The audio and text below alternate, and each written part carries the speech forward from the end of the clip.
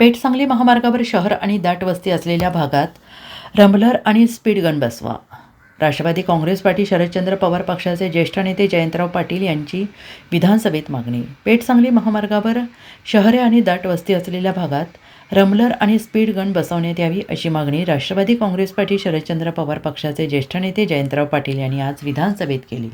यावर विस्तृतपणे बोलताना जयंतराव पाटील यांनी म्हटले की केंद्रीय मंत्री नितीन गडकरी यांच्या पुढाकाराने पेठ नाका ते सांगली राष्ट्रीय महामार्ग अतिशय चांगला केला. परिणामी वेग वाढला आहे. त्यामुळे शहर आणि वस्ती असलेल्या भागात उदाहरणार्थ ईश्वरपूर, आष्टा, कारंदवाडी, कसबे, डिग्रज अशा भागात रंबलर लावण्यात यावेत, तसेच स्पीड गन बसवण्यात याव्यात अशी मागणी केली आहे.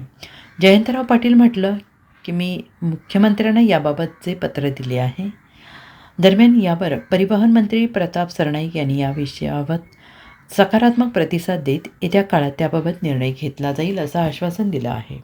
आमच्याकडे सांगली जिल्ह्यामध्ये गडकरी साहेबांनी पुढाकार घेऊन पेठ नाका टू सांगली नॅशनल हायवे अतिशय चांगला केला.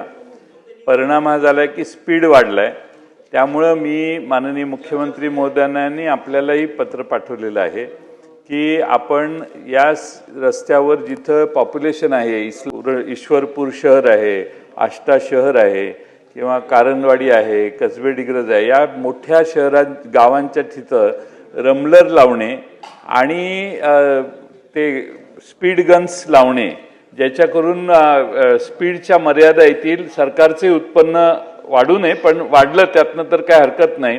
त्यामुळे ईश्वरपूर शहरामध्ये दोन्ही बाजूने जाणारे येणारे ट्रॅफिकला स्पीडची मर्यादा आणण्यासाठी स्पीड गन लावणे, आष्टा शहरासाठी स्पीड गन लावणे आणि अन्य शहरात रंबलर्स ठेवणे असा विचार शासन करेल का?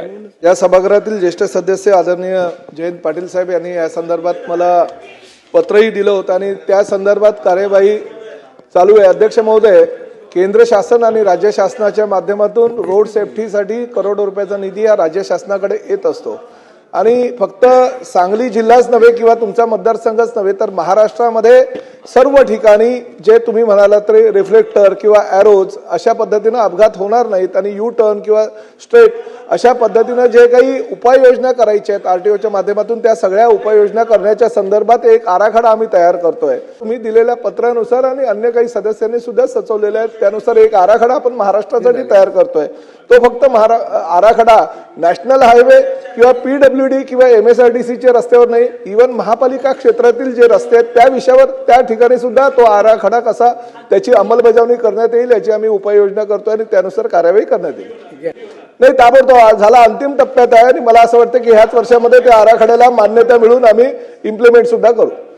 Bureau report, SBN Marathi, Sangli.